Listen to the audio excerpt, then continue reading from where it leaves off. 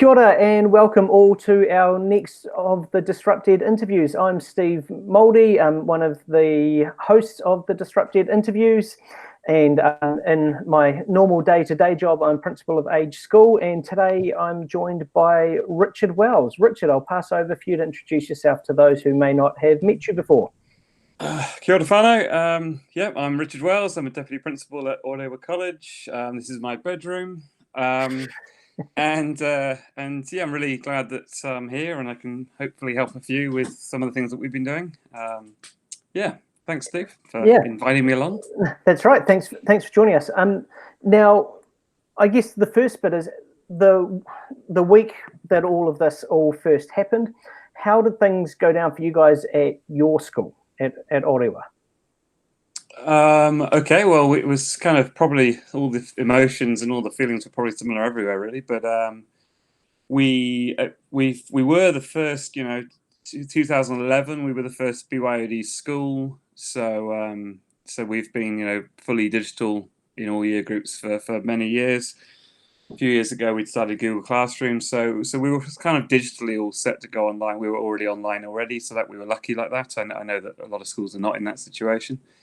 So it's been, it's been a good, in some ways, the positive. One of the positives is that it's been a real push for some staff just to do the final catch up on doing things properly and catching up and also connecting with the people who already can do it all properly. And so it's there are some positives that will come out of this.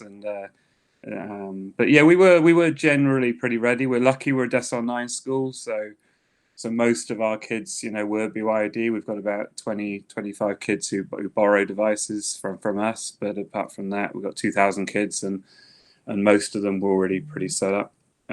So we do appreciate we're lucky. Yeah. So how many of your staff was this a real push and a change for? Because you are quite a large school. We are a large school, 120 teachers, I think,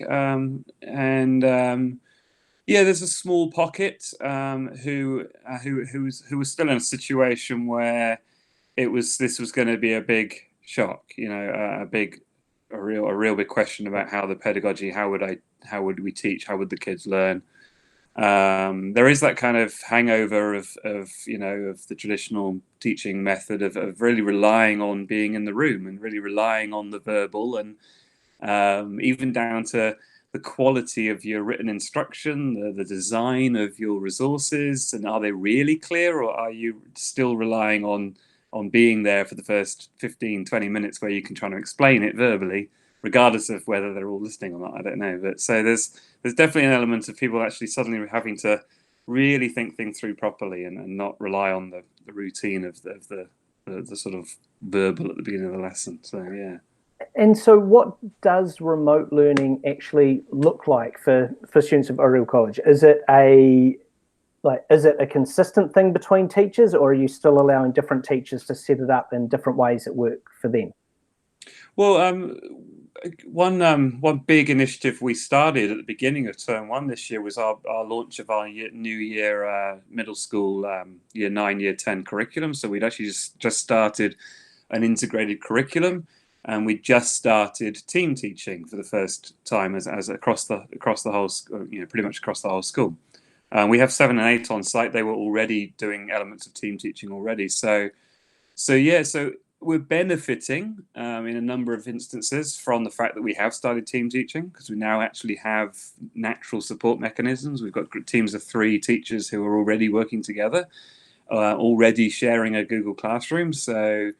So there are definite positives to that, and the new integrated program. Another nice kind of positive, if depending on how you look at it, would be that this makes all schools consider what the real priorities are. Another kind of classic historical thing is the idea of so much of what happens in school, if you really knuckle it down, is time filling. It's how do you fill an hour? How much stuff can we cram in? Because I want to make sure I fill the hour. Get the most use out of my time with these children. Yeah. And in the worst case, it's really just like literally time killing. Like, oh my God, I've got an hour. How can I kill it? So So and the feedback from our students was very much that sometimes that's the case, that it feels like we're just killing an hour.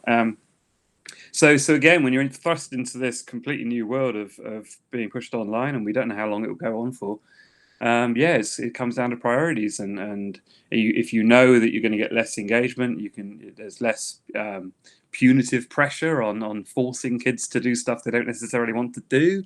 So a case of how can we genuinely engage kids in learning and actually wanting to do stuff? So it's another big positive that could come out of this is a real big questions being asked about genuine desire to learn and the priority around learning over assessment and things. So because this has been a major project for you guys over about the last 3 years, the development of this program. All in all, so I mean, obviously it's had some help for you at this time, but I guess what impact does such an event like this situation we're in now, have on that change process? Okay, first simple positive. It's actually I think it's giving people a bit of time now. It's been a very hectic term, a very busy term for a lot of staff, or for all staff, and it's all this new stuff. Even the real difficulties that you get with team teaching when you've got teachers who simply have been used to being the king or queen of their own kingdom and isolated in their room, and so now taking a bit of pressure off now, a bit more time to reflect on having a much more exposed teaching experience, because everything you're doing in a team, and everything's much more exposed. So that's been quite a challenge for some staff, and just to have a bit of time to reflect on that's is really useful. And so it came at an opportune moment for some staff. They really needed a really good break. And then time to think about how the next chunk will go. We're doing it in semesters, so we're doing 2 half years, 2 6-month kind of things, and they do 4 integrated projects per semester. So we're halfway through one group of projects, and they were just about, in term 2, they're meant to be very much switching over to the kind of student-led part of most of those projects. So it's kind of kids are now, the plan was the kids would take over, and the kids would start to get much more choice and sort of scope on what the focus was. So that's interesting, because now we're all in our bedrooms. So the great thing for us is that it's kind of, again, it's forced another issue. Whereas if these projects were planned to hand over more agency to the kids, well, now this has forced the issue, and they're going to have to personalize their situation. They're going to have to work with what they want to work with. They've got a lot more power in this current situation, because we've got less power to force things. So in some ways, because this kind of, we were demanding this student agency was part of it, then it's, again, it could be a really, really good thing for our integrated program. And I think that's actually been a big part of lots of the conversations I've had over the last few weeks with teachers. So, I mean, obviously there's quite a few in the DisruptED circle, but also other teachers that we've been interacting with over the last couple of years who've been pushing these ideas of agency and project-based learning and all of this for quite some time. And, you get, working with people or speaking with people at conferences, and they're all going, yeah, this is great. And they go back to school, and sort of you fall back into old habits, or, just the pressures of everything else going on bring back. But the really common theme that I'm seeing coming through from people is going, well, actually, this is now forcing the hand of people to have to make these shifts. So as someone who's been sort of working away with a team of staff for a few years now, trying to help them to make these shifts, what are some of the tips you can give to other school leaders to make sure that teachers do take this opportunity? It's a that's in a normal schooling situation, I'd have lots of standard advice that we've sort of lots of things we've learned over the last 3 years. In the current situation, where every teacher's in their own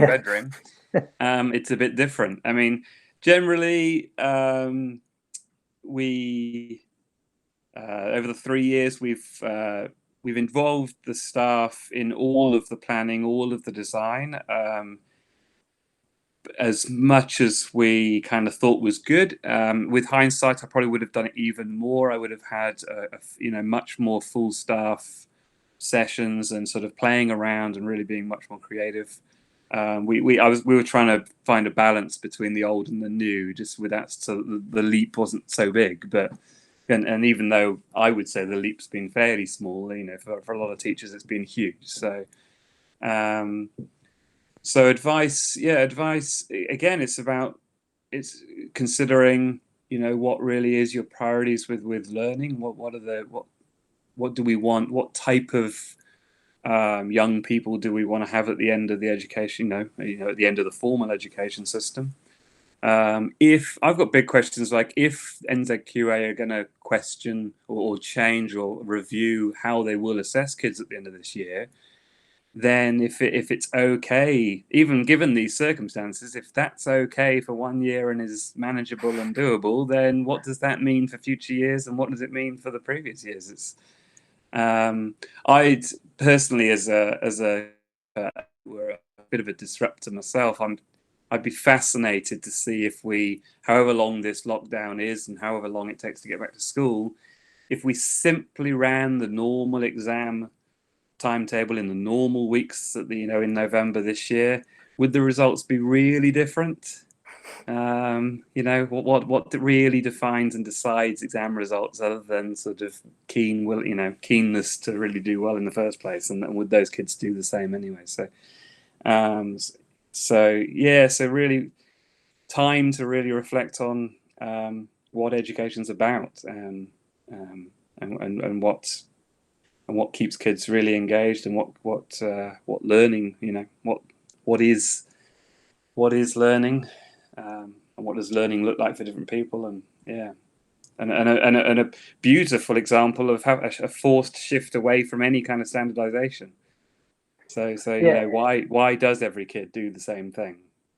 And so, I mean, that's obviously a really strong theme coming through in what's important for you. And I think it's been a strong theme in lots of our discussions over the years for both of us. What do you see, like, what would be your dream outcome of all of this in terms of the impact of it on education? How controversial shall I be? So I guess, just a questioning over how much should teachers decide on the curriculum material and the curriculum and what gets studied and what gets learned. If we know that the kids, generally pretty much every kid's going to come out of this still smiling and still fine and still happy and still developing, and probably will have learned lots of other new skills in this lockdown time and this new experience. And then, of course, with all of the kind of harrowing kind of news around it, what is important in life, and if schools came back, said, right, kids, let's actually open up a discussion. Let's do this together. Let's remove that feeling of hierarchy, and what do you, and that kind of shift again to a more positive, strengths-based approach. Let's turn up and talk about who you are and what you're already good at, and what you already love, and what makes you excited about the world, without worrying about pre-deciding on something else, and then telling you that you're missing this and you're missing that, and you can't do this and you can't do that. Strengths-based education, if I was going to simplify it, just boil it down to something. Sounds perfect to me. I've actually just today bought the licenses for a whole bunch more of the Gallup Strengths Explorer for our junior high students to be doing this term. So that strengths-based approach would be absolutely ideal from my angle as well. So in terms of, for some of the teachers or even senior leaders that haven't been involved in discussions around this area for as long as perhaps what you've been, what do you see as the first step for teachers or senior leaders to be able to move towards that strengths-based approach? Yeah, trying to. Part of it is, of course, exploring the current status quo in your school in a real, honest way. So, and anonymous surveys of the students around how much they really appreciate what happens in the school is a good starting point. It's just natural for schools to put a light bit of spin on everything, because they've got to sell what they're doing and everything. But if you want to, even if it's just internally and just to start the process, get a real honest bit of feedback from parents and from kids about ask the parents how much do the kids talk about school or want to talk about school when they get home, and you get some interesting data. So a bit of an honest self-reflection as a school is definitely the starting point. And then open up starting to talk to the kids as equals, and starting to involve them in, as it says. I mean, I've always said for years that all I do is read the national curriculum, and the national curriculum says involve the students in the design of your curriculum. And it's not been the habit of schools, particularly secondary schools. And so I've kind of cheekily argued that schools, we have everything in New Zealand written down on paper, and it's just a case of how much the school is ignoring it or really paying attention. So, yeah. And if ever there was a time for senior leaders to re-engage with the curriculum, yeah, it's now, when you're not dealing with all that reactionary day-to-day stuff. And yes. if ever there was an opportunity for teachers to go, right, what's going to work for my kids? It's this time when actually this normal has been disrupted, and we've had to go, man, now we've got to rethink, how do we deliver this? This is the perfect time for that. Yeah. There are only 8 principles in the national curriculum listed, and one of them is future focused learning. And here we are, in a future focused situation, and how much has your standard curriculum up to now really prepared kids for this sort of event? All your teachers, if you're not teaching in a school that generally has a future focused theme around things, you'll see the evidence of that in how much your teachers are coping with this situation, and how much, like I say, how much they need to be there and verbally take the kids through every step of the way.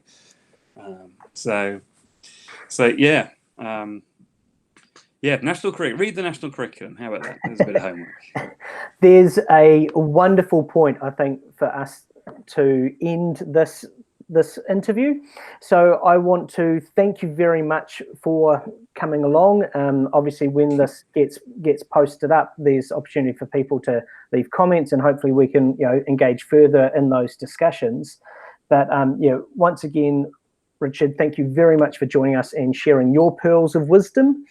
And hopefully what we can do is all take this time to actually revisit the curriculum and to really think through, what is the purpose of this? What is the outcome that we want for our students? Yeah, brilliant. Awesome. All right. Cheers, Steve. Thanks for inviting me along. Yeah, and for those of you watching this, please, if you haven't subscribed yet, please do subscribe, because we are posting these daily up on YouTube, and so it means that when you're sitting there having your morning coffee, instead of sitting in traffic on your way to work, you can sit there with your coffee and watch each day's interview as it comes in. Thank you very much, and I hope you all have a wonderful day. Ka kite. Ka kite.